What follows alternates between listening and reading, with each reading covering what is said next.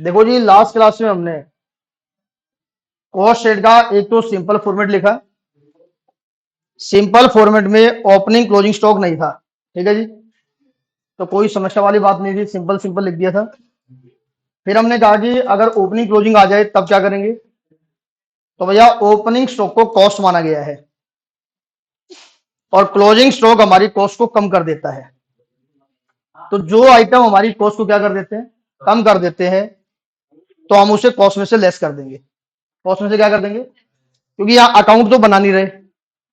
अगर हम अकाउंट्स बना रहे होते तो ओपनिंग स्टॉक को डेबिट में करते, क्लोजिंग स्टॉक को क्रेडिट में करते। जो हम ट्रेडिंग अकाउंट बनाते हैं, तो ट्रेडिंग अकाउंट में देखिए क्या लिखते हैं हम लोग, क्या करते हैं ट्रेडिंग अकाउंट में, बताना एक बार। तो देखिए ट्रेडिंग अकाउंट में हम क्या करते हैं, टू ओपनिंग स्टॉक। मैं अमाउंट ले लेता हूं, ठीक है। तो मान लीजिए 10,000, ये पिछले साल का क्लोजिंग था, तो पिछले साल की कॉस्ट में से हट गया था, इस साल की कॉस्ट में आ गया तो हमने लिख दिया। उसके बाद हमने लिखा टू परचेज, मान लीजिए 1,20,000। तो कुल मिलाकर मेटेरियल कितने का हो गया, 1,30,000 का हो गया। तो हमने कॉस्ट में लिख दिया 1,30,000। तो 1,30,000 मेरी कॉस्ट है। अगर कोई भी स्टॉक ना बचे तो 1,30 कॉस्ट में आ गया। तो हम ये मान के चलने की हमारी कॉस्ट 1,30 है। Eight the end of the year पता चला कि इसमें से 30,000 का स्टॉक बच गया। तो क्लोजिंग स्टॉक कितना, 30,000 हमने क्रेडिट में लिख दिया। तो बताइए नेट वैल्यू क्या है, 1,00,000 ही तो डेबिट में है, वही तो कॉस्ट है। अगर मैं इसे क्रेडिट में ना लिखूं, अगर ये अकाउंट्स नहीं होता तो माइनस क्या करता, माइनस 30,000 करता। तो फिर भी कितना बचता जी, 1,00,000 ही तो बचता। इसका मतलब क्या हुआ, अकाउंट्स में जो हम कॉस्ट को कम करने के लिए क्रेडिट साइड में लिख रहे थे, स्टेटमेंट में क्रेडिट साइड तो होगा नहीं, तो एक ही साइड होगा, उसमें से क्या कर देंगे, लेस कर देंगे। तो दिमाग में एक बात डाल लीजिए, क्या, opening stock while computing total cost always add in total cost, ठीक है जी। और क्लोजिंग स्टॉक क्या होगा, हमेशा लेस करेंगे। फर्दर में आपने पढ़ा होगा कि क्लोजिंग स्टॉक को इनकम माना गया है। क्या माना गया है, इसलिए हम क्रेडिट करते हैं, सर ने ऐसे बताया होगा। इसका दूसरा रीजन ये होता है कॉस्ट को कम कर देता है, और जो आइटम कॉस्ट को कम कर दे वो इनकम ही तो कहलाती है। जैसे मेरी कॉस्ट कम होगी, डेबिट साइड कम होगा, क्रेडिट में बाई सेल लिखेंगे, प्रॉफिट क्या हो जाएगा, बढ़ जाएगा। दूसरा, फर्दर में जाके जो क्लोजिंग स्टॉक होता है वो हमारा करंट एसेट्स बनता है। क्या बनता है, और वो बैलेंस शीट में आ जाता है। किसमें आ जाता है, और ये पिछले साल की बैलेंस शीट में आता है, इस साल की कॉस्ट में आ गया है, अब ये बैलेंस शीट में नहीं आएगा। किसके बारे में बात कर रहा हूं, ओपनिंग स्टॉक के बारे में, ओपनिंग स्टॉक के बारे में, ठीक है। अब आइए हम अगला पॉइंट लिखेंगे, टाइप्स ऑफ स्टॉक। क्या लिखेंगे जी, टाइप्स ऑफ स्टॉक। स्टॉक कितने प्रकार के होते हैं, देखो जी, हेडिंग में लिखना है टाइप्स ऑफ स्टॉक। तो ये जो स्टॉक्स हमारे होते हैं, जिसे जिसे हम इन्वेंट्री भी कहते हैं, क्या कहते हैं, इन्वेंट्री भी कहते हैं। ये 3 टाइप्स के स्टॉक होते हैं जी। कितने टाइप्स के होते हैं, इसको 3 पार्ट्स में डिवाइड किया गया है। नहीं, ओपनिंग क्लोजिंग तो एक ही होता है ना भाई। स्टॉक कितने टाइप के होते हैं, 3 प्रकार के स्टॉक होते हैं। एक हमारा होता है स्टॉक ऑफ मटेरियल। क्या होता है जी, एक हमारा यहां पर आता है स्टॉक ऑफ मटेरियल। मटेरियल का मतलब प्रोडक्शन करने के लिए जो हमने टिम्बर परचेज किया। क्या परचेज किया जी, ये लकड़ियों का जो स्टॉक होता है, इसे स्टॉक ऑफ मटेरियल कहते हैं। लकड़ी को काट के हम क्या करते हैं, चेयर बनाने का काम करते हैं। क्योंकि हमने एग्जांपल जो लिया था वो हमने चेयर बनाने का काम लिया था, मैन्युफैक्चरिंग कंपनी का। तो बहुत सारी चेयर हमारी कंप्लीट हो जाती है, बहुत सारी चेयर कंप्लीट नहीं होती है। तो जो कंप्लीट नहीं होती है उसे इनकम्प्लीटेड प्रोडक्शन कहते हैं, और वो जो बच जाता है उसे कहते हैं स्टॉक ऑफ WIP। क्या कहते हैं जी, अच्छा लकड़ी खरीद के हमारा काम क्या था, चेयर बनाने का। बताइए जी, इतना काम हुआ है अभी, क्या ये चेयर बन गई, नहीं बनी। तो जब तक ये कंप्लीट नहीं होगा इसे हम फिनिश गुड्स नहीं कह सकते। तो अंडर कंप्लीशन प्रोडक्ट को क्या बोलते हैं, WIP कहते हैं, वर्क इन प्रोग्रेस। और एक पॉइंट यही क्लियर कर लीजिएगा, ये जो WIP होता है इसमें क्या लगा होता है, WIP का मतलब क्या है, इसमें क्या क्या लग गया है। तो देखो, इसको बनाने में लकड़ी लग गई है, मटेरियल, लेबर ने अपना कुछ काम कर दिया है, और जहां काम किया है उसे कहते हैं फैक्ट्री ओवरहेड। क्या कहते हैं? तो तीन इसमें एलिमेंट होते हैं इसके अंदर, WIP के अंदर। किससे बनता है ये? मटेरियल से, लेबर से और एक्सपेंस से, तीनों लगे हुए हैं। क्या कंप्लीट 100% लग गए? नहीं। अगर ये 100% ही लग जाते तब तो ये कंप्लीट ही हो जाता। इसका मतलब 70-80% लग गए होंगे या 50% लग गए होंगे। इसका डिग्री ऑफ कंप्लीशन क्या है? 50, 60, 70 कुछ भी हो सकता है। मतलब अभी ये काम पूरा नहीं हुआ है, तो काम करने के लिए मुझे और मटेरियल लगाना पड़ेगा, और लेबर लगानी पड़ेगी, और एक्सपेंस लगाने पड़ेंगे। तो जब तक ये काम पूरा नहीं होता उसको बोलते हैं स्टॉक ऑफ WIP। और जो चेयर हम कंप्लीट कर देते हैं, क्या कर देते हैं? अब देखिए, हमने उसी माल में से कुछ चेयर हमने क्या कर दी, बिल्कुल पूरी 100% कंप्लीट कर दी है। तो ये जो कंप्लीट चेयर हमने बनाई है, और अगर ये बेच ना पाए तो इसे कहते हैं स्टॉक ऑफ फिनिश गुड्स। क्या कहते हैं जी? Stock of finished goods, FG कहते हैं जी। क्या कहते हैं? Stock of finish goods. It means that during the preparation of cost sheet there may be three types of stock. One is material, material बोले तो direct material, second is WIP, and third is finish goods, finish goods. मैं example के लिए एक बात कह रहा हूं, मान लीजिए हमने जो टिम्बर परचेज किया था, जो हमने टिम्बर परचेज किया था, वो हमने 10,000 kg परचेज किया था। कितना परचेज किया था? इस 10,000 kg में से हमने इशूड कर दिया, क्या कर दिया? हमने इशूड कर दिया for production, issued to production department. बेटा प्रोडक्शन डिपार्टमेंट को फैक्ट्री भी कहते हैं। क्या कहते हैं? तो 8,000 kg, 8,000 kg टिम्बर हमने यहां पर इशूड कर दिया।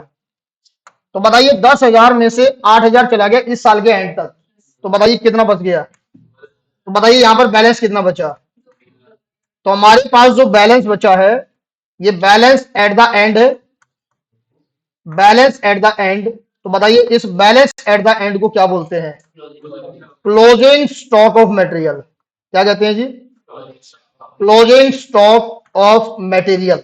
ये मटेरियल का क्लोजिंग स्टॉक बच गया कितना केजी? 2,000 kg हमारे पास बच गया। तो आप मुझे एक बात बताएंगे, चाहे नोट करने का काम बाद में कर लीजिएगा ताकि आप अपना स्पेस देख पाए, ठीक है? आप ये बताइए 2,000 kg जो स्टॉक बच गया हमारे पास at the end of the year, जब मैं कॉस्ट शीट बनाऊंगा तो कॉस्ट शीट में 2,000 kg लिखूंगा या इसकी वैल्यू लिखूंगा? कॉस्ट शीट में क्या निकालते हैं? कॉस्ट निकालते हैं। तो 2,000 kg कॉस्ट है या 2,000 की कोई वैल्यू होगी वो कॉस्ट में आएगी? 2,000 की वैल्यू। तो इसका वैल्यूएशन करना पड़ेगा। क्या करना पड़ेगा? Valuation required. आपने नाम सुनोगे लिफो फीफो मेथड, तो वो लगाकर हम क्या करते हैं? वैल्यूएशन करते हैं। तो इसका वैल्यूएशन कैसे किया जाए, इसका वैल्यूएशन कैसे किया जाए? तो दोस्तों इसके लिए एक चैप्टर बना रखा है जिसका नाम है मटेरियल कंट्रोल। कौन से चैप्टर में पढ़ेंगे? मटेरियल कॉस्टिंग के चैप्टर में पढ़ेंगे। अभी हमारा कौन सा चैप्टर चल रहा है? Cost sheet and unit costing. इसका मतलब इसका वैल्यूएशन हमें नहीं सीखना है। अगर मेरे पास कॉस्ट शीट का क्वेश्चन आता है और उसमें मटेरियल का स्टॉक है, चाहे ओपनिंग स्टॉक हो चाहे क्लोजिंग, वैल्यू गिवन होगी हमेशा। वैल्यू क्या होगी? अच्छा, यही क्लोजिंग स्टॉक अगले साल के लिए क्या बनता है? ओपनिंग स्टॉक बनता है। बेसिकली हमारे पास क्या होता है दोस्तों, ये मटेरियल के भी दो प्रकार के स्टॉक बन जाते हैं। फिर एक बनता है ओपनिंग स्टॉक ऑफ मटेरियल। क्या बनता है? Opening stock of material. और पिछले साल वाला जो क्लोजिंग स्टॉक था ये बन गया ओपनिंग, और इस साल जो बच जाएगा उसे क्या बोलेंगे? Closing stock of material. Closing stock का तो वैल्यूएशन करना पड़ेगा, वैल्यूएशन करना पड़ेगा, वैल्यूएशन रिक्वायर्ड। लेकिन वैल्यूएशन कौन से चैप्टर में करेंगे? मटेरियल कॉस्टिंग के चैप्टर में। ईमानदारी से बोलिएगा कौन सा चैप्टर चल रहा है? तो क्या मैं अब आपको मटेरियल के चैप्टर में ले चलूं कि आओ भैया मटेरियल का चैप्टर स्टार्ट करते हैं और क्लोजिंग स्टॉक का वैल्यूएशन सीख के आते हैं? ना, मिक्स नहीं करना है डेटा को। तो इसका वैल्यूएशन मटेरियल कंट्रोल में कैसे होता है, इसके लिए बहुत सारे 8-10 मेथड हैं। LIFO, FIFO, simple average, weighted average, highest price वाला हीफो, ठीक है, NIFO next in first out ऐसे करके, और वो standard price method, inflated price method, बहुत सारे रिप्लेसमेंट प्राइस मेथड, बहुत सारे मेथड होते हैं। ये सारे मेथड कॉस्ट शीट में नहीं सीख सकते हम। इसके लिए उन्होंने कहा कि हम आपको वैल्यूएशन सिखाएंगे कहां पर, मटेरियल कंट्रोल के चैप्टर में। और एक बात सुना बेटे ईमानदारी से, एक बार जब मैं क्लोजिंग स्टॉक का वैल्यूएशन कर लेता हूं तो क्या मुझे ओपनिंग स्टॉक का वैल्यूएशन करना पड़ेगा? वैल्यूएशन नॉट रिक्वायर्ड, क्योंकि पिछले साल का जो क्लोजिंग स्टॉक होता है वही इस साल का क्या बनता है, तो इसके वैल्यूएशन की रिक्वायरमेंट नहीं है। ये अपनी क्वांटिटी के साथ वैल्यू भी लेके आएगा। वैल्यू ऑलवेज गिवन, वैल्यू क्या होगा जी, वैल्यू ऑलवेज गिवन, आपको वैल्यू हमेशा गिवन होगी। तो इसका मतलब ओपनिंग स्टॉक पे दिमाग नहीं लगाना है, दिमाग लगेगा तो किस पे लगेगा, क्लोजिंग स्टॉक पे लगेगा। फिर कहता हूं मैं आपसे, चैप्टर कौन सा चल रहा है, चैप्टर चल रहा है कॉस्ट शीट। तो कॉस्ट शीट में चाहे आपका ओपनिंग स्टॉक हो मटेरियल का, चाहे क्या हो जी, चाहे मटेरियल का क्या हो ओपनिंग स्टॉक हो, चाहे मटेरियल का क्या हो क्लोजिंग स्टॉक हो, हमेशा वैल्यू क्या होगी, वैल्यू गिवन, हमेशा वैल्यू गिवन होगी। इसका मतलब ये chapter closing stock of material के वैल्यूएशन के लिए नहीं बना है। ठीक है जी, तो किसके लिए बना है, बात करेंगे इसके बारे में, क्या करेंगे।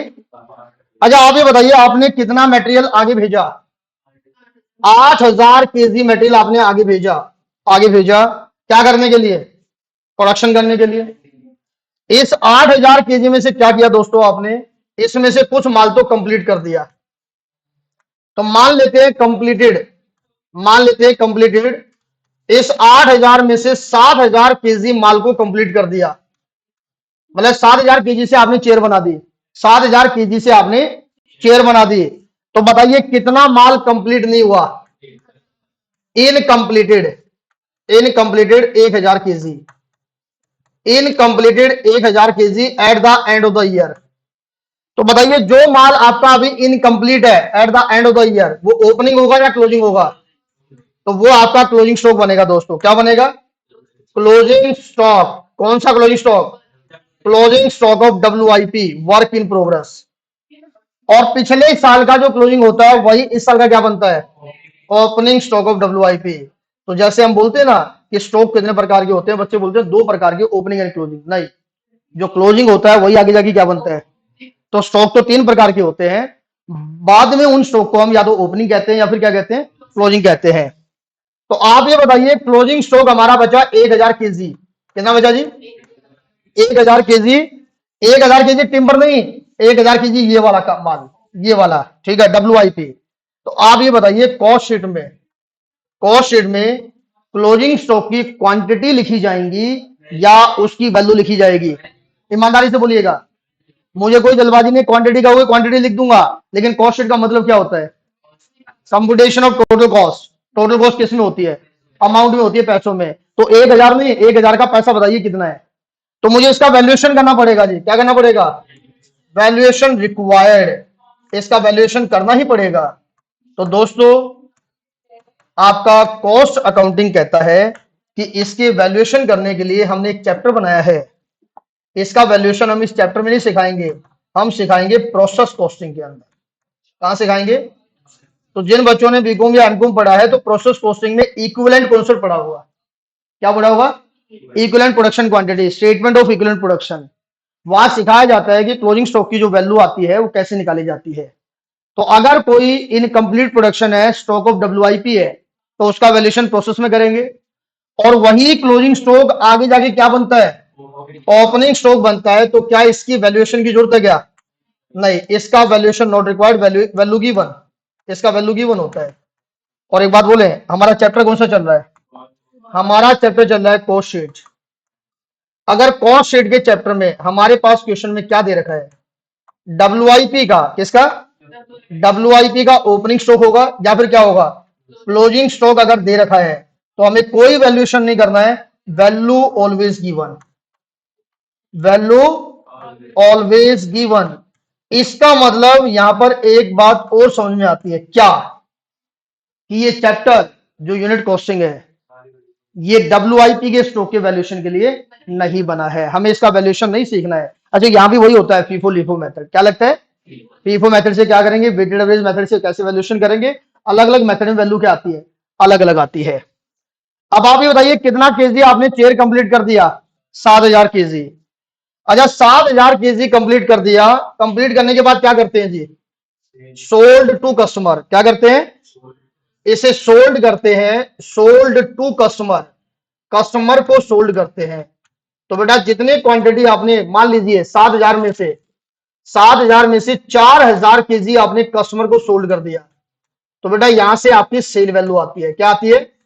यहां से आपकी सेल वैल्यू आती है। तो बताइए 7 में से अगर 4,000 सोल्ड कर दिया तो बचा कितना? उसे कहते हैं अनसोल्ड क्वांटिटी। क्या कहते हैं जी? तो अनसोल्ड क्वांटिटी आपका 3,000 है। 3,000 अनसोल्ड है। अच्छा, इस साल के एंड में जो अनसोल्ड होता है उसे क्या बोलते हैं? Closing stock. और वही अगले साल की पहली तारीख को क्या बन जाएगा? तो या तो ओपनिंग स्टॉक होता है या फिर क्या होता है? क्लोजिंग स्टॉक होता है। दोस्तों, जब आप अपना काम कंप्लीट कर लेते हैं तो वो जो अनसोल्ड क्वांटिटी बचती है वो ना तो मटेरियल का स्टॉक होता है, ना WIP का स्टॉक होता है, उसे कहते हैं स्टॉक ऑफ फिनिश गुड्स। तो opening stock of finish goods, और यहां पर क्या होगा? Closing stock of finish goods. बताइए फिनिश गुड्स की क्वांटिटी कितनी? 3,000 केजी या 3,000 चेयर, ऐसे बोल सकते हैं 3,000 केजी। आप ये बताइए कॉस्ट शीट में 3,000 केजी लिखेंगे या इसका वैल्यूएशन करेंगे? वैल्यूएशन करेंगे, इसकी वैल्यू निकालेंगे। तो यहां पर लिखा जाता है वैल्यूएशन रिक्वायर्ड। क्या लिखा जाता है? Valuation required.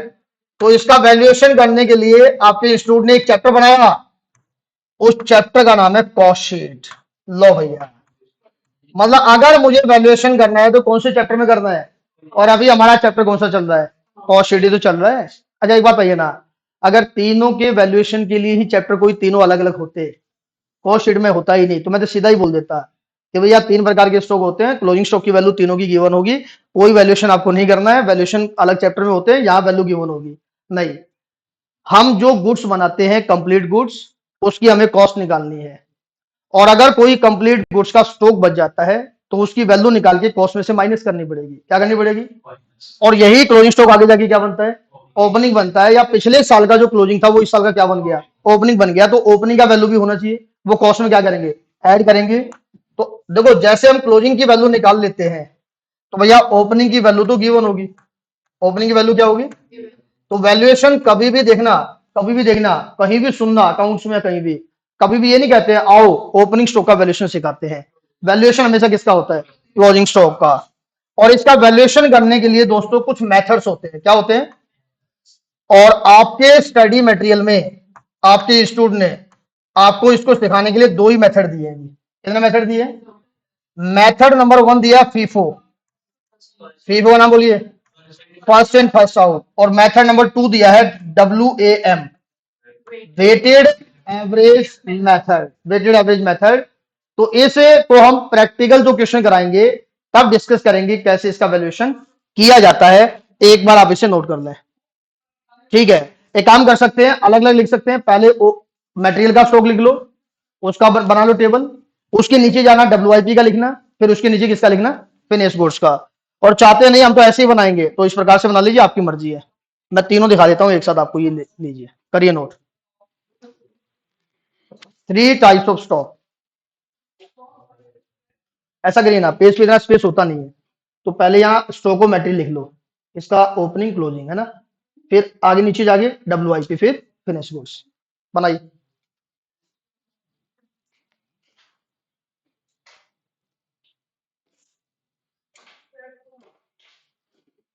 या पेज को पलट लो, उसके हिसाब से पूरा आ जाएगा।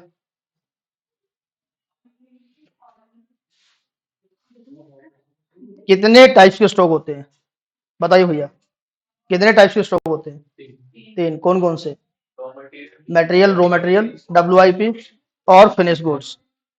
रॉ मटेरियल का स्टॉक क्या होता है बेटी? रॉ मटेरियल का स्टॉक किसे कहते हैं?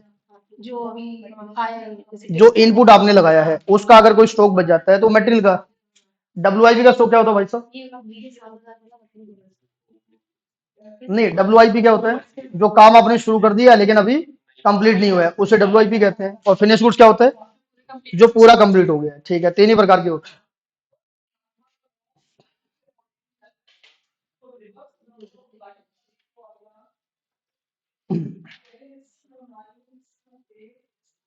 अच्छा, इस चैप्टर में कॉस्ट शीट में क्या मटेरियल का वैल्यूएशन करना है? नहीं। क्या डब्ल्यूआईपी के स्टॉक का वैल्यूएशन करना है? नहीं। तो फिर उनकी वैल्यू का क्या करेंगे? क्वेश्चन में गिवन होगी प्लस माइनस कर लेंगे, गिवन नहीं होगी तो छोड़ देंगे। बोले ओके ठीक है डन। लेकिन किसका वैल्यूएशन करना जरूरी है? फिनिश गुड्स का। अगर फिनिश गुड्स का स्टॉक है तो, ऐसा नहीं कि स्टॉक नहीं है सारा ही बेच दिया मान लो तो स्टॉक बचा ही नहीं, तो फिर तो वैल्यूएशन नहीं करना होगा। अगर स्टॉक बचता है तो वैल्यूएशन बनता है।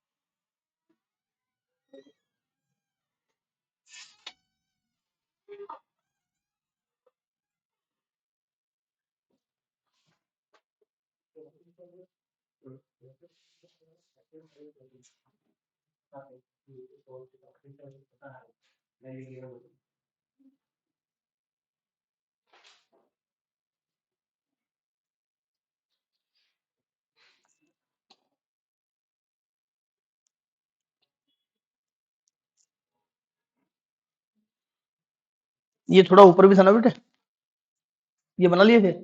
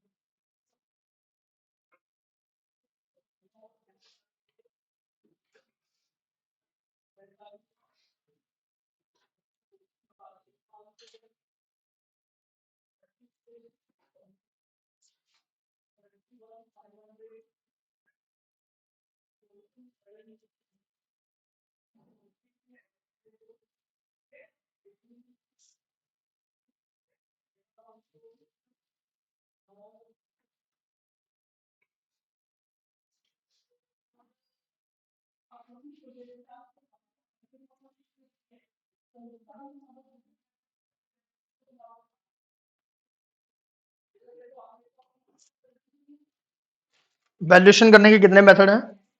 दो ही मेथड दे रखे हैं आपके सिलेबस के अंदर। या तो क्या लगेगा? फीफो, या फिर वेटेड अवेज। फीफो का प्रोनाम बोलिए। फर्स्ट इन फर्स्ट आउट मतलब क्या? जो पहले आया वो कहाँ जाएगा? बेचेंगे। जो देखो फिनिश गुड्स को बेचना होता है, जो पहले आया उसको पहले बेचेंगे, तो जो नहीं बेच पाए वही स्टॉक में जाएगा, उसी का वैल्यूएशन करना है। और वैम, डब्ल्यू एम वैम मतलब वेटेड एवरेज मेथड, मतलब ओपनिंग वाले को और करंट प्रोडक्शन को मिलाकर बेचेंगे, वेटेड एवरेज मेथड।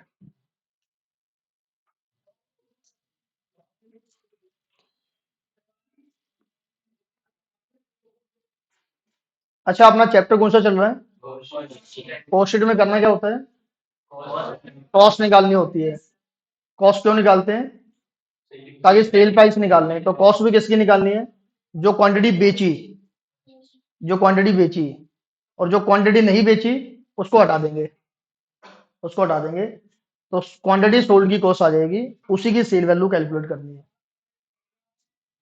ठीक है।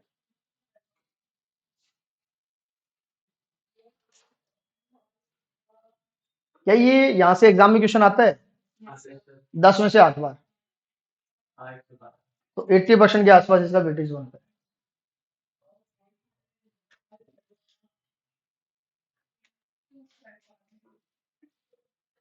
हो गया?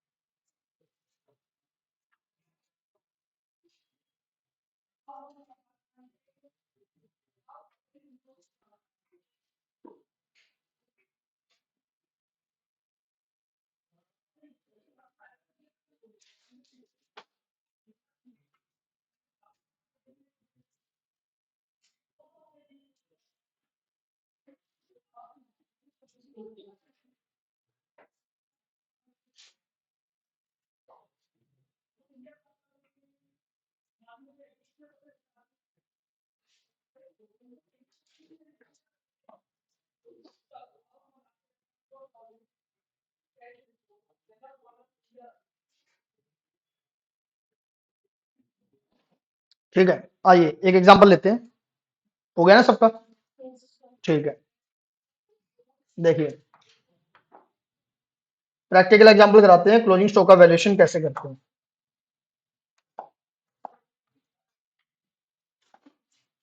एग्जांपल नंबर 1,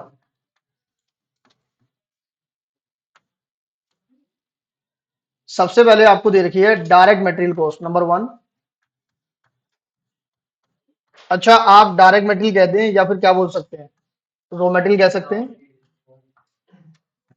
अच्छा, डायरेक्ट मटेरियल कॉस्ट दे रखी है आपको 10 लाख रुपए की, ये आपकी डायरेक्ट मटेरियल कॉस्ट है। नंबर 2,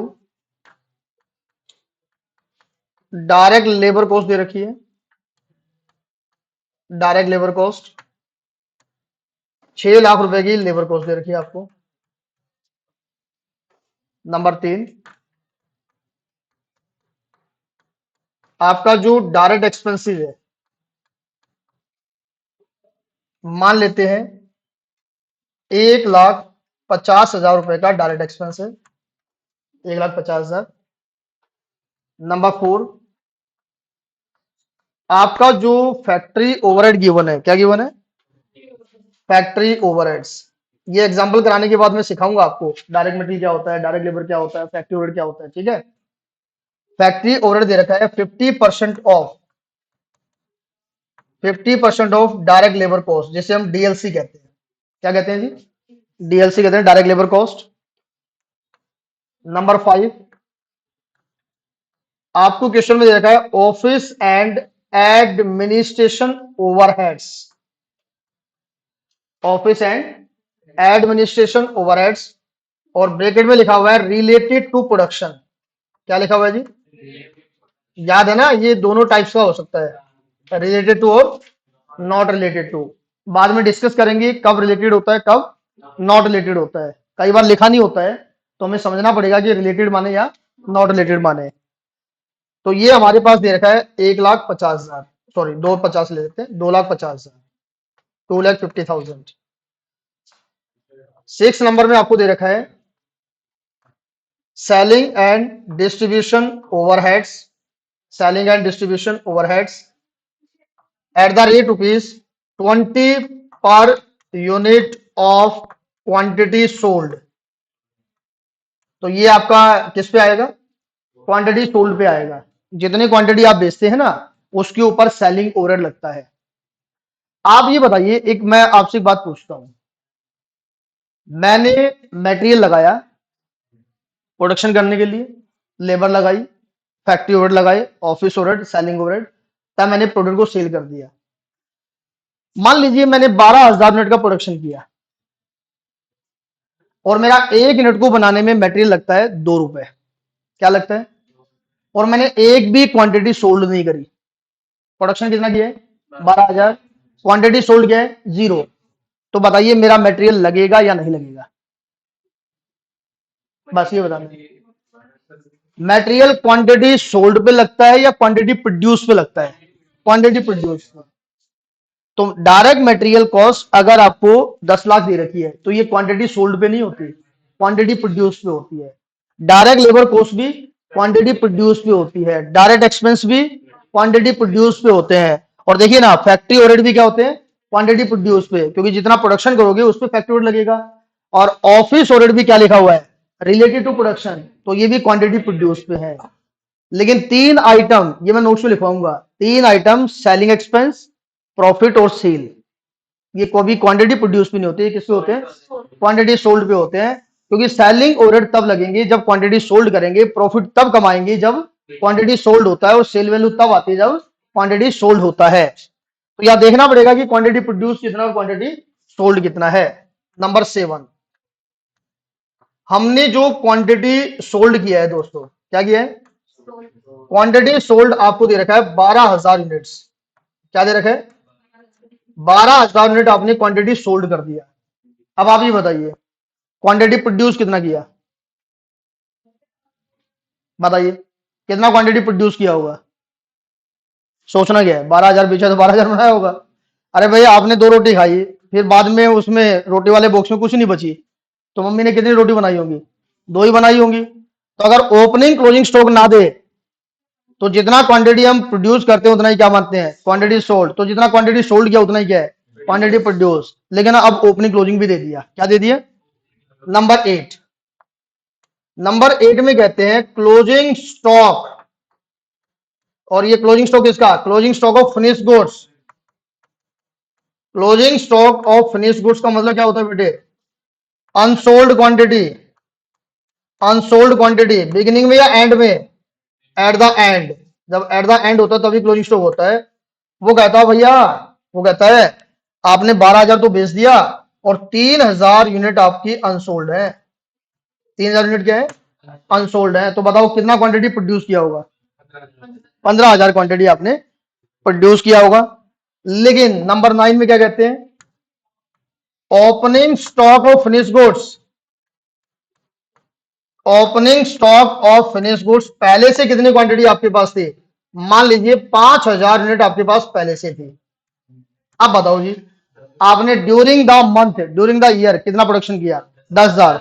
देखो पिछले साल का जो क्लोजिंग होता है वो इस साल का क्या होता है? ओपनिंग होता है। तो 5,000 क्वांटिटी पिछले साल नहीं बिकी, हमने कहा इस साल बेचेंगे जी।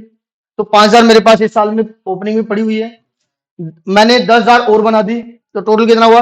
15,000। 15 में से बेच कितना दिया? 12,000, बचा कितना? 3,000। तो यहां से हम क्वांटिटी प्रोड्यूस निकालेंगे। क्या निकालेंगे? Quantity produce. नंबर 9, 9 के बाद 10, प्रॉफिट इज, आपका जो प्रॉफिट है, profit is 20% of total cost. जो भी आपकी टोटल कॉस्ट आएगी उसके ऊपर आप कितना प्रॉफिट कमाना चाहते हैं? 20% प्रॉफिट कमाना चाहते हैं। इसका मतलब क्या हुआ? आप सेल निकाल पाएंगे। क्या निकाल पाएंगे? आपसे कहते हैं रिक्वायर्ड, रिक्वायर्ड में कहते हैं प्रिपेयर कॉस्ट शीट। क्या बनाइए?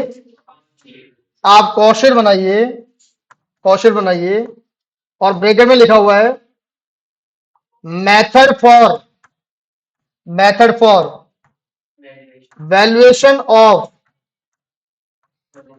Valuation of closing stock of finished goods equal to FIFO method. Question क्या है? क्या लगाइए? फीफो मेथड अप्लाई करिए। देखो भैया, या तो कहेगा वेटेड एवरेज लगाइए या फिर क्या कहेगा? फीफो लगाइए। अच्छा नहीं भी कहेगा तो भी क्या लगाएंगे? फीफो लगाएंगे। क्या लगाएंगे? अच्छा बनानी क्या है? कॉस्ट शीट बनानी है। जब भी आप कॉस्ट शीट बनाते हैं, क्या बनाते हैं? कॉस्ट शीट बनाते हैं, तो सबसे पहले ये चेक करिए कि हमारे पास स्टॉक्स गिवन है या नहीं। कितने प्रकार के स्टॉक होते हैं? तीन प्रकार के स्टॉक होते हैं। पहला स्टॉक किसका होता है? मटेरियल का। मटेरियल बोले तो डायरेक्ट मटेरियल। आप ये बताइए पूरे क्वेश्चन में मटेरियल का स्टॉक है क्या? नहीं है। ना तो ओपनिंग स्टॉक है ना ही क्लोजिंग है, तो हम ना तो प्लस करेंगे ना माइनस करेंगे। अगर होता तो वैल्यू भी गिवन होती। अगर होता तो देखिए मैंने क्या लिखवाया, कॉस्ट शीट में opening closing stock of metal की वैल्यू गिवन होती है या निकालनी पड़ेगी? वैल्यू गिवन होती है, होगी तो लिख देंगे, नहीं होगी तो नहीं लिखेंगे। दूसरा stock, stock of WIP check करिए है क्या?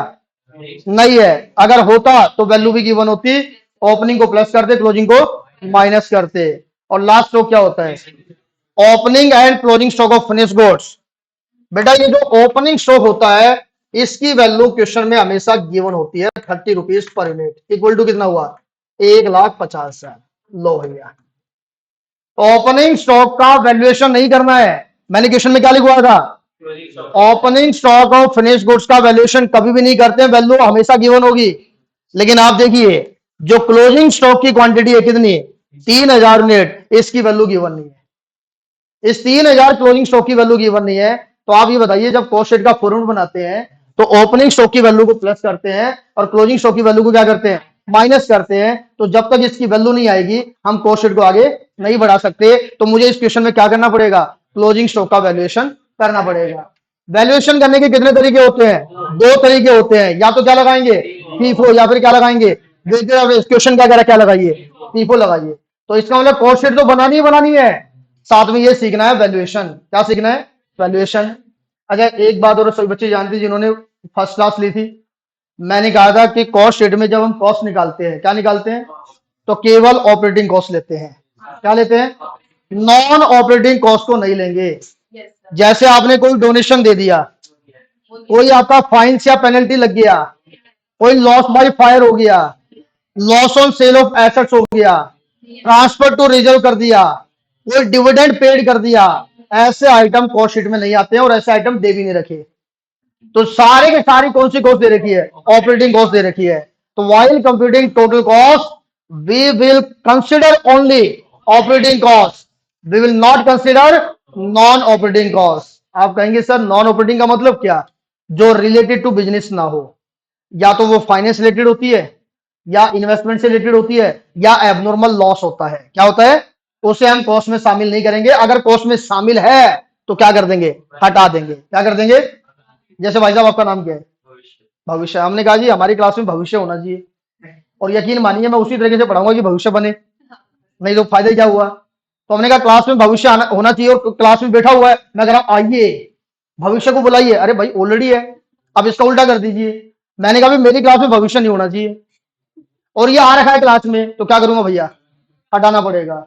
तो कोई भी नॉन ऑपरेटिंग कॉस्ट कॉस्ट में नहीं आनी चाहिए, और अगर वो आ रखी है तो क्या कर देंगे? माइनस कर देंगे। तो जबरदस्ती का प्लस माइनस नहीं करना है, पहले देखिए वो है या नहीं भी है। अगर आना चाहिए और कॉस्ट में आ गया तो बोलेंगे ओके, नहीं आना चाहिए कॉस्ट में क्या हो गया? आ गया, क्या कर देंगे? हटाइए। तो ये सारी बातें मैं कॉस्ट अकाउंटिंग स्टैंडर्ड के हिसाब से आपको बताऊंगा।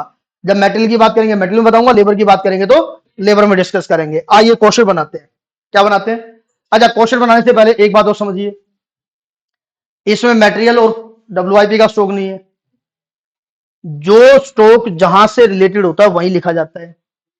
फाइनेंशियल बुक में तो हम क्या लिखते हैं? To opening stock by closing stock, तीनों एक साथ लिखे जाते हैं, चाहे मटेरियल का हो, चाहे WIP का हो, चाहे फिनिश गुड्स का हो। लेकिन कॉस्ट शीट में ऐसा नहीं है। कॉस्ट शीट ये कहती है जो स्टॉक जहां से रिलेटेड है वहीं प्लस माइनस करो। मटेरियल का स्टॉक अगर होगा तो मटेरियल में प्लस होगा, मटेरियल में ही माइनस होगा। WIP का मतलब क्या? जहां काम चल रहा होता है। काम कहां चलता है? फैक्ट्री में, तो फैक्ट्री ओवरहेड के बाद प्लस करेंगे और फैक्ट्री में ही माइनस करेंगे। और फिनिश गुड्स क्या होता है? Complete goods. तो कॉस्ट ऑफ प्रोडक्शन क्या होती है? कंप्लीट गुड्स की कॉस्ट। तो अगर कोई ओपनिंग होगा तो COP में प्लस करेंगे और COP में क्या करेंगे? माइनस करेंगे। एक साथ नहीं करेंगे तीनों को, जो जहां से, क्या बोला मैंने? जो जहां से रिलेटेड होगा उसको वहीं पर एडजस्ट करते हुए चलेंगे। ठीक है जी, आइए बनाइए कॉस्ट शीट, बनाते हैं। आ जाइए सॉल्यूशन। सॉल्यूशन में लिखेंगे कॉस्ट शीट।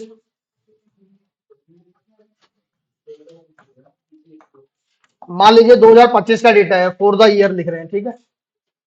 तो ये 2025 के लिए बना रहे हैं। तो ये आपका फॉर्मेट बन गया। 2 कॉलम में ले लेते हैं, ठीक है। तो एक कॉलम में क्या आएगा बेटे,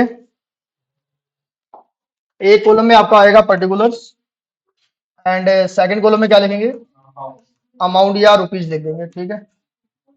बताइए शुरुआत में क्या कैसे करेंगे, ओपनिंग क्लोजिंग तो नहीं है मटेरियल का, सीधा लिखेंगे डायरेक्ट मटेरियल कॉस्ट। क्या लिखेंगे, डायरेक्ट मटेरियल कॉस्ट। बताइए जी कितना, 10 लाख रुपए आपने मटेरियल लगा दिया। मटेरियल प्रोडक्शन पे लगता है जी, किस पे लगता है, प्रोडक्शन क्वांटिटी पे, प्रोडक्शन पे लगता है। अच्छा प्लस क्या करेंगे, डायरेक्ट लेबर कॉस्ट प्लस करेंगे। तो डायरेक्ट लेबर कॉस्ट भी क्वांटिटी प्रोड्यूस पे लगता है, कितना दे रखा है, तो 6 लाख रुपए प्रोडक्शन के लिए लेबर लगा दिया। देन इसमें क्या प्लस करेंगे, डायरेक्ट एक्सपेंस को प्लस करेंगे, कितना गिवन है, 1,50,000 रुपए, 1.5 लाख रुपए का डायरेक्ट एक्सपेंस है। इन तीनों को अगर ऐड कर दिया जाए तो दोस्तों ये आपका प्राइम कॉस्ट आता है, जिसे आप डायरेक्ट कॉस्ट कह दो या प्राइम कॉस्ट कह दो, आपकी मर्जी है। तो कितना हुआ जी, 17,50,000 का प्रोडक्शन करने के लिए प्राइम कॉस्ट लगा दिया आपने। देन प्राइम कॉस्ट में क्या प्लस करेंगे, फैक्ट्री ओवरहेड प्लस करेंगे। और चेक करिएगा फैक्ट्री ओवरहेड के लिए क्या लिखा हुआ है, डायरेक्ट लेबर कॉस्ट का 6 लाख रुपए का कितना परसेंट, 50% लेंगे। तो कितना आ गया जी, 3 लाख रुपए का आपका फैक्ट्री ओवरहेड आ गया। जब आप ये ऐड कर देंगे तो हमारे पास क्या बनेगा, फैक्ट्री कॉस्ट बनेगा, क्योंकि हमारे पास WIP का ओपनिंग क्लोजिंग स्टॉक नहीं है। तो ये आपका फैक्ट्री कॉस्ट आ गया कितना जी, 20,50,000। अब थोड़ा सा रुक जाएंगे एक बार, ठीक है जी। फैक्ट्री कॉस्ट में फर्दर में 4 आइटम प्लस किए जाते हैं, 1 आइटम माइनस किया जाता है। चेक करिए क्वालिटी कंट्रोल कॉस्ट दे रखी है क्या, नहीं, नहीं लिखेंगे। चेक करिए रिसर्च एंड डेवलपमेंट कॉस्ट दे रखा है क्या, नहीं, नहीं लिखेंगे। चेक करिए प्राइमरी पैकिंग मटेरियल कॉस्ट, नहीं है। प्लस करते हैं एडमिनिस्ट्रेशन ओवरहेड, पूरा नाम क्या है, ऑफिस एंड एडमिनिस्ट्रेशन ओवरहेड। और ये तब लिखते हैं जब ये क्या हो, जब ये रिलेटेड टू प्रोडक्शन हो। और चेक करिए क्वेश्चन में क्या लिखा हुआ है, रिलेटेड टू प्रोडक्शन ही लिखा हुआ है। बोलिए कितना, 2,50,000। तो ये 2,50,000 इसमें ऐड कर देंगे तो दोस्तों ये हमारे पास आएगा कॉस्ट ऑफ प्रोडक्शन। क्या आएगा जी, cost of production. Cost of production, एक मिनट रुकिए, पूरा नाम होता है cost of production of quantity produce. लो भैया, ये जो कॉस्ट आई है किसकी कॉस्ट आई है, जो क्वांटिटी हमने इस साल में प्रोड्यूस की है। देखो मैंने ओपनिंग स्टॉक को प्लस नहीं किया अभी, तो ये कौन सी कॉस्ट है, ये वो कॉस्ट ऑफ प्रोडक्शन है जो मैंने इस साल प्रोड्यूस की है। तो बताइए कितने कॉस्ट आ गई, 23 लाख, 23 लाख। अब मुझे देखना पड़ेगा कि मैंने क्वांटिटी प्रोड्यूस कितना किया है, क्वांटिटी प्रोड्यूस कितना किया है। तो एक काम करता हूं मैं साइड में, आप बाद में लिख लीजिएगा वर्किंग, ठीक है, ये बाद में लिखिएगा आप वर्किंग नोट अपनी जगह देखने के बाद। मैं यहां पर क्वांटिटी प्रोड्यूस निकाल रहा हूं जी। तो क्वांटिटी प्रोड्यूस निकालने के लिए आप ये बताइए मेरे पास सबसे पहले क्या गिवन है, मेरे पास सबसे पहले गिवन है क्वांटिटी सोल्ड। बताइए ड्यूरिंग द ईयर आपने कितना क्वांटिटी सोल्ड किया, 12,000 यूनिट आपने सोल्ड कर दिया। बेटे एक बात बोलूं कहो तो, अगर ओपनिंग क्लोजिंग स्टॉक ना हो तो जो क्वांटिटी प्रोड्यूस की जाती है वही क्या होती है, क्वांटिटी सोल्ड। तो 12,000 क्वांटिटी प्रोड्यूस हो जाएगा, लेकिन 12,000 तो क्वांटिटी आपने सोल्ड कर दिया, प्लस करेंगे क्वांटिटी ऑफ क्लोजिंग स्टॉक। बताइए कितनी क्वांटिटी आपने सोल्ड नहीं करी, 3,000 क्वांटिटी आपने बनाई थी लेकिन सोल्ड नहीं करी। तो बताइए कुल मिला के टोटल कितना हुआ, 15,000 क्वांटिटी आपने बनाया होगा, 15,000 क्वांटिटी आपने बनाया होगा, 12,000 सोल्ड कर दिया, 3,000 बच गया। लेकिन आपने कहा सर जो 12,000 सोल्ड किया है और जो 3,000 अनसोल्ड है, आप कैसे कह सकते हैं ये करंट ईयर का है।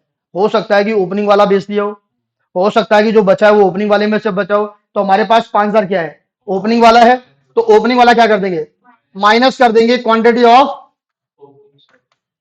Of opening stock. तो पहले से हमारे पास कितनी क्वांटिटी बनी बनाई पड़ी थी? 5000। तो बताइए ड्यूरिंग द ईयर मैंने कितना क्वांटिटी प्रोड्यूस किया? तो quantity produce during the year, quantity produce during the year, इस साल हमने जो प्रोडक्शन किया है वो 10,000 यूनिट का प्रोडक्शन किया है। तो आप ये बताइए दोस्तों, ये जो कॉस्ट है ये कितनी क्वांटिटी की है? 10,000 यूनिट की कॉस्ट है। ये किसकी कॉस्ट है? 10,000 यूनिट की। ठीक है जी, 10,000 यूनिट की कॉस्ट है। अब इस क्वांटिटी प्रोड्यूस की कॉस्ट में क्या ऐड करते हैं? इसमें ऐड करते हैं cost of opening stock. Opening stock की कॉस्ट को ऐड करते हैं। अच्छा, ओपनिंग स्टॉक की कॉस्ट कितनी है? 5,000 इंटू 30, 1,50,000 रुपए। ये हमारे पास क्वेश्चन में गिवन है। मैंने क्या कहा था आपको? ओपनिंग स्टॉक की कॉस्ट हमेशा क्वेश्चन में गिवन होगी। और माइनस क्या करेंगे? माइनस करेंगे cost of closing stock of finish goods. Closing stock की क्वांटिटी कितनी है दोस्तों? 3,000 यूनिट की क्वांटिटी है। इस 3,000 यूनिट की कॉस्ट निकाल के माइनस करेंगे। एक बार मैं अपना फॉर्मेट पूरा कर लेता हूं, उसके बाद इसका वैल्यूएशन कर लेंगे। वैल्यूएशन कर लेंगे। आप ये बताइए, क्या 3,000 की कॉस्ट मुझे दे रखी है क्या क्वेश्चन में? क्या करिए एक बार, 3,000 जो आपको क्वेश्चन में दे रखा है क्लोजिंग स्टॉक, क्या उसकी वैल्यू गिवन है? वैल्यू गिवन नहीं है, तो वैल्यू निकालनी पड़ेगी। वैल्यू क्या करनी पड़ेगी? निकालनी पड़ेगी। अच्छा, ये प्लस माइनस कर देंगे तो हमारे पास क्या आएगा? Cost of good sold. ये हमारे पास क्या आएगा जी? Cost of good sold. मतलब ये 12,000 यूनिट की कॉस्ट हमारे पास आगे चली जाएगी। देखिए ना एक बार, 10 प्लस 5 माइनस 3 कितना हुआ? 12,000। और इसमें प्लस क्या कर देंगे? प्लस करेंगे सेलिंग ओवरहेड। बताइए भैया, सेलिंग ओवरहेड के बारे में क्या लिखा हुआ है? क्या लिखा हुआ है? 20 रुपए per unit of quantity sold. और क्वांटिटी सोल्ड कितना है? 12,000 यूनिट। तो 12,000 इंटू 20 करेंगे, कितना आएगा? 2,40,000। 2,40,000 ऐड करेंगे। ये जब ऐड कर देंगे तो हमारे पास क्या आएगी? ये हमारे पास टोटल कॉस्ट आ जाएगी दोस्तों। क्या आ जाएगी? टोटल कॉस्ट कह दीजिए या कॉस्ट ऑफ सेल कह दीजिए, एक ही बात है।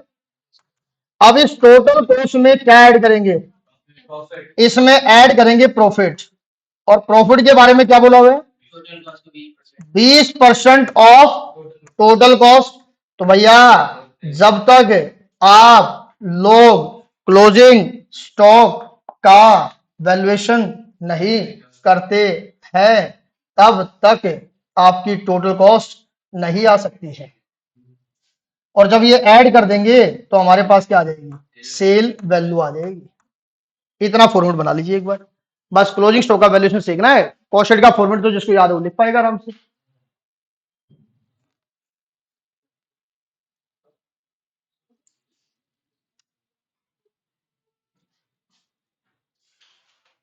फॉर्मेट याद है ना जी? ए बेटी, फॉर्मेट याद है ना? ठीक है।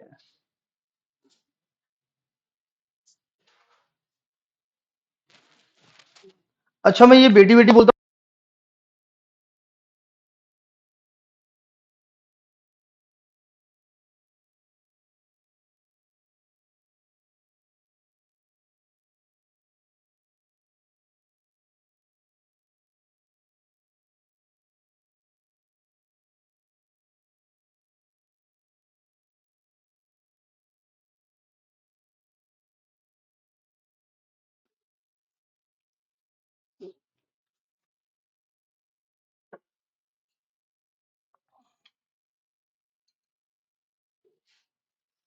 अच्छा, बोले चाहे कुछ भी, कॉन्सेप्ट समझ में आना चाहिए। मैन उद्देश्य का अपना क्या है? Man objective.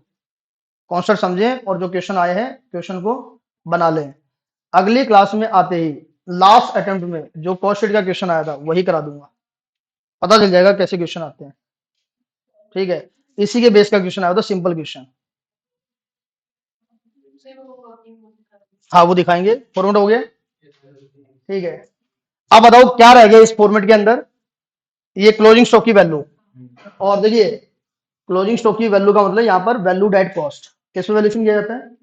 कॉस्टिंग में क्लोजिंग स्टॉक का वैल्यूएशन कॉस्ट पे होता है। किस पे होता है? इसलिए मैंने लिख दिया कॉस्ट ऑफ क्लोजिंग स्टॉक। आप डायरेक्टली भी लिख सकते हैं माइनस क्लोजिंग स्टॉक। क्या लिख सकते हैं? लेकिन ध्यान रखना, कॉस्ट में प्लस माइनस कॉस्ट ही होगा, क्वांटिटी नहीं लिखोगे। अब कई बच्चे जल्दबाजी में क्या करते हैं, 3000 दे रखा है, 3000 ही माइनस कर देंगे।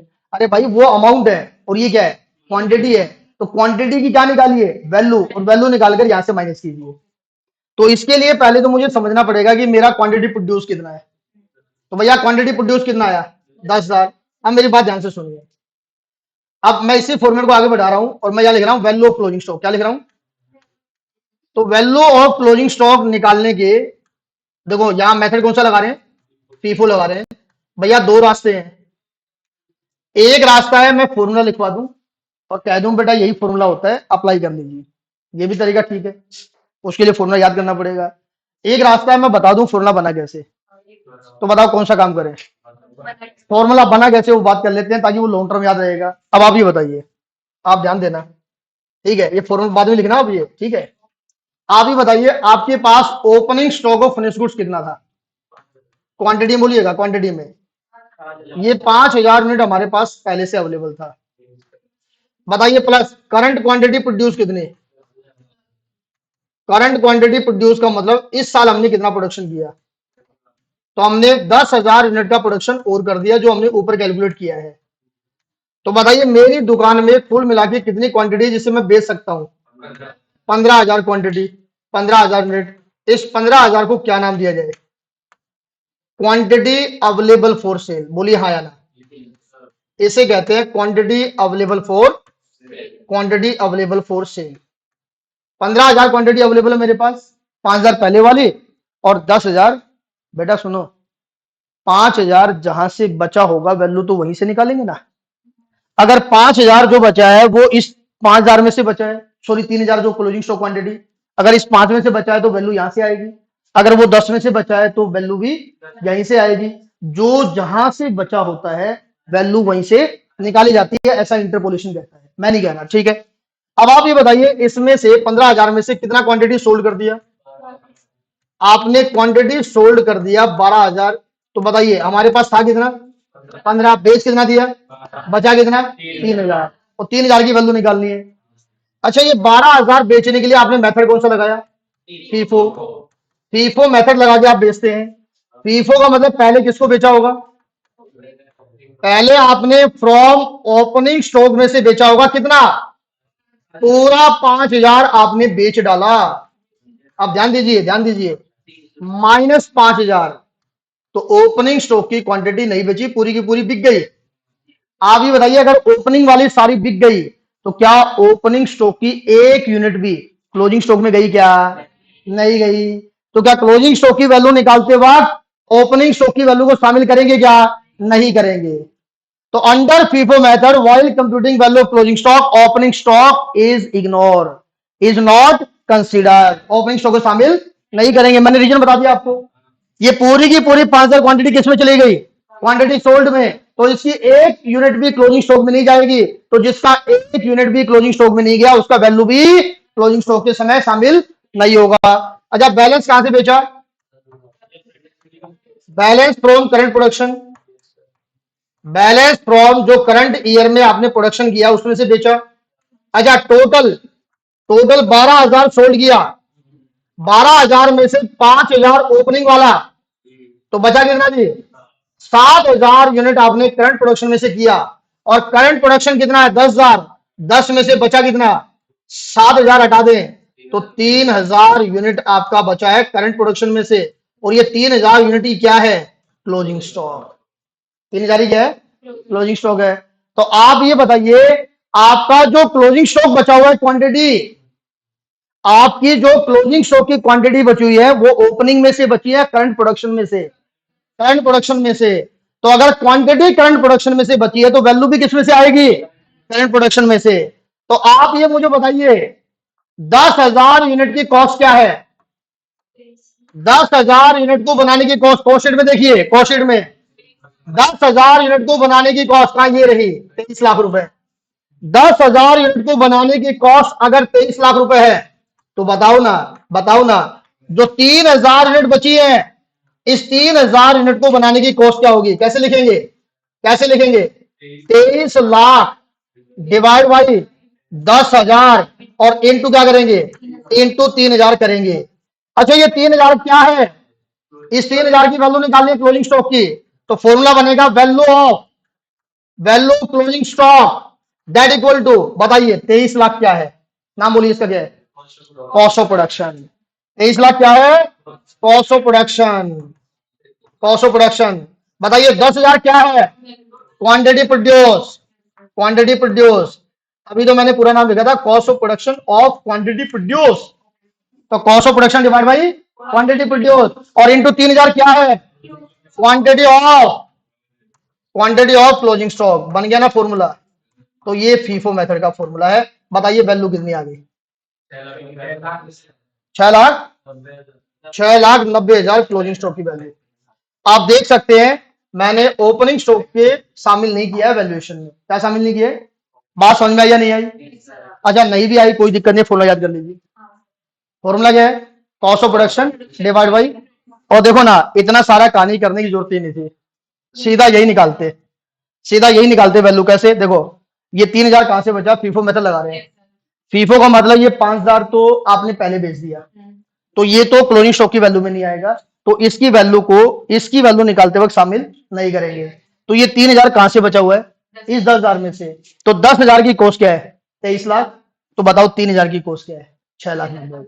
डायरेक्टली भी कर सकते हैं, लेकिन मेरा मानना ये है कि वर्किंग नोट में जाइए, फॉर्मूला लिखिए, 7 में से 7 नंबर आएंगे। डायरेक्टली करेंगे तो हो सकता है एक आध नंबर आपको देख कर कम कर दे, तो हमें कम नहीं कराना है, पूरा क्या लिखेंगे, 6,90,000। एक बार पूरा कर दीजिए, बताइए प्लस माइनस करिए, इसको ये प्लस करिए माइनस करिए। 24,50,000 में 6,90,000 हटाओ, 17,60,000 में 240 ऐड करो, 20 लाख।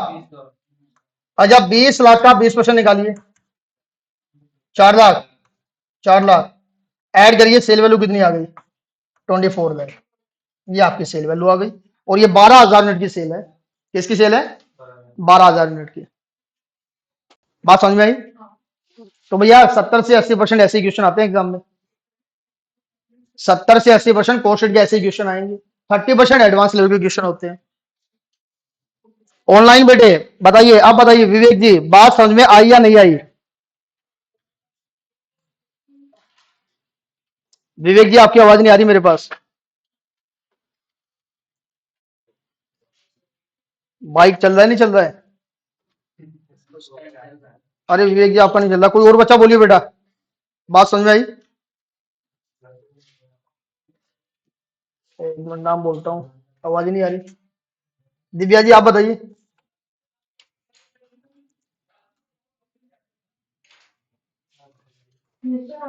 अच्छा लाइब्रेरी में है, आ गई है, ठीक है। मैसेज करें लाइब्रेरी में है, ठीक है, वेरी गुड बेटे, ये भी अच्छी बात है। अब आ गई है तो आप अब ये वर्किंग नोट बना लो।